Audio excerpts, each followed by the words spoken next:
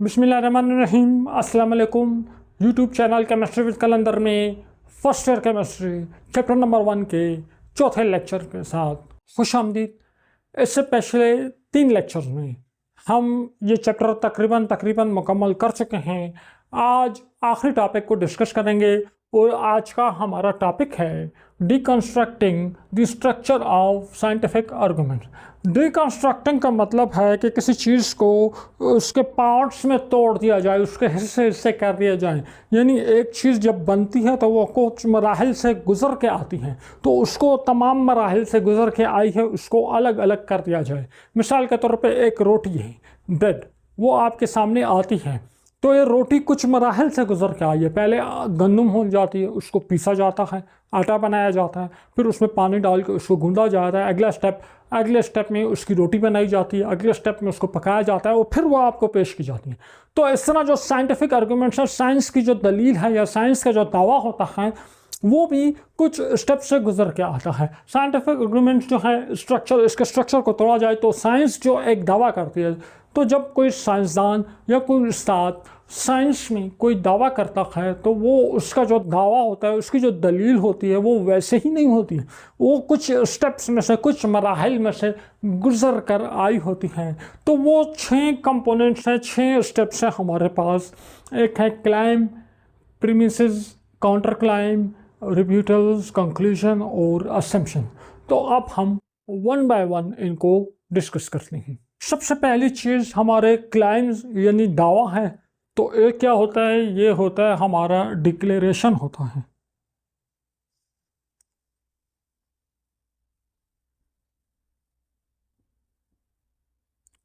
That represent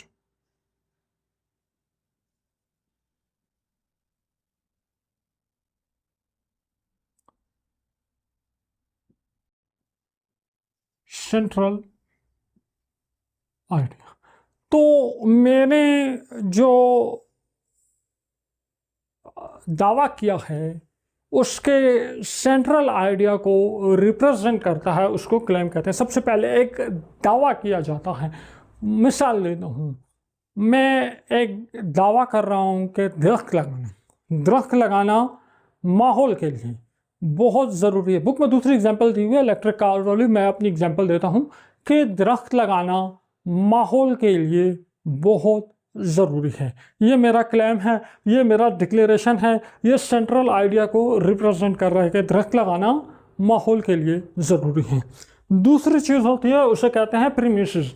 ये वजूहात होती हैं, मैंने ये दावा किन वजूहात पे किया, कि क्यों कहा है मैंने दरख्त लगाना माहौल के लिए ज़रूरी है, क्यों कहा है। तो ये क्या होते हैं, ये होते हैं रीजंस। ये रीजंस क्या करते हैं, ये प्रोवाइड करते हैं फाउंडेशन।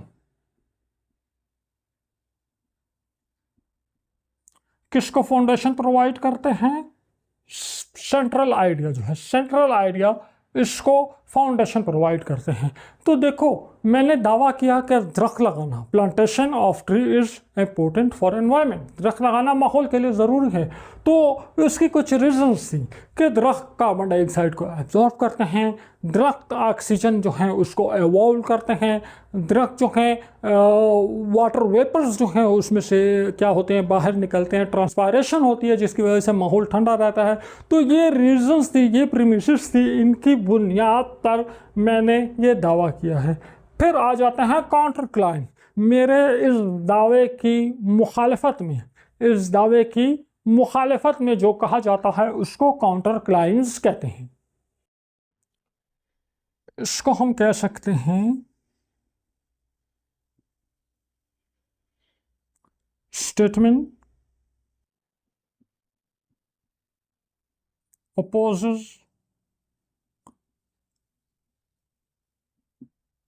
Main claim.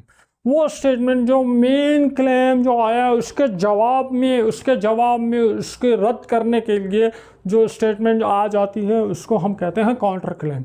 मिसाल यही है कि जी मैंने क्लेम किया है कि दरख्त लगाना माहौल के लिए बहुत ज़रूरी है। उसकी प्रीमिसेस, उसकी रीज़न ये थी कि मैंने कहा कि जी दरख्त जो है ऑक्सीजन कार्बन डाइऑक्साइड एवॉल्व करते हैं, कार्बन डाइऑक्साइड एब्जॉर्ब करते हैं, ऑक्सीजन को एवॉल्व करते हैं, तो इससे माहौल बेहतर हो जाता है, तो दरख्त लगाना माहौल के लिए ज़रूरी है। अब काउंटर क्लेम आ गया, उसने कहा जी दरख्त लगाओ बहुत महंगे हैं और दरख्त की बहुत ज़्यादा केयर करनी पड़ती है, दरख्त को सुबह शाम पानी देना पड़ता है, दरख्त की हिफाजत करनी पड़ती है, तो माहौल की हिफाजत के लिए दरख्त लगाने वाला मनसूबा दुरुस्त नहीं है। तो ये उसके जवाब में एक बात आ गई। जिस तरह बुक में लिखा हुआ, बुक में कहा इलेक्ट्रिक कार्स बनाई जाएँ, तो उसमें काउंटर क्लेम दिया है कि इलेक्ट्रिक कार्स जो हैं ये बहुत ज़्यादा महंगी हैं। तो फिर उसका जो है रिव्यूटल्स में इस जो काउंटर क्लेम को जवाब दिया जाता है, इसमें हम क्या करते हैं, चैलेंज अपोजिंग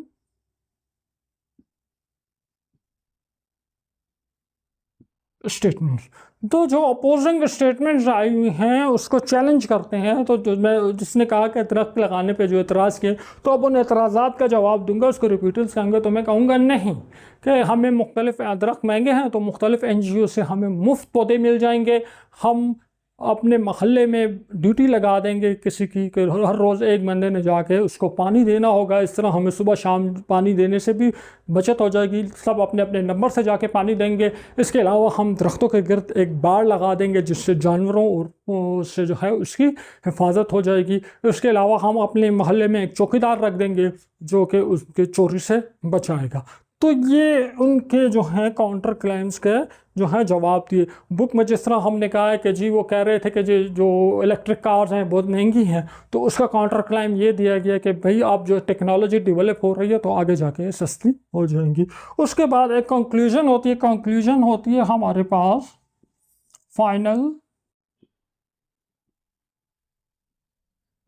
फाइनल स्टेटमेंट होती है, यानी आखिर में एक बात बस फाइनली जो है वो तय हो जाती है, वो हमारा कंक्लूजन होता है। इन बहस के बाद एक नतीजे पे पहुंच जाते हैं, वो नतीजा फाइनल कंक्लूजन होता है। तो हमने कहा दरख्त लगाना माहौल के लिए बहुत ज़रूरी है, तो आखिर में कंक्लूजन आया कि माहौल की हिफाजत के लिए ज़्यादा से ज़्यादा दरख्त लगाने चाहिए। ये कंक्लूजन हो गया, ठीक है। इसके बाद एक और चीज़ होती है एसेप्शन। कुछ ऐसे फैक्ट्स होते हैं जो यहाँ डिस्कस नहीं किए गए होते, लेकिन उनको बग़ैर किसी एविडेंस के, बग़ैर किसी बहस मुबाहिसे के तस्लीम कर दिया जाता है।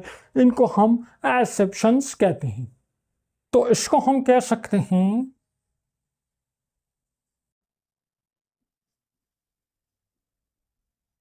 Declarations accepted without evidence. किसी सॉलिड एविडेंस के बगैर कोई डिक्लेरेशन तस्लीम कर ली गई, उसको एजम्पशन कहते हैं। फॉर एग्जांपल, माहौल की हिफाजत बहुत ज़रूरी है।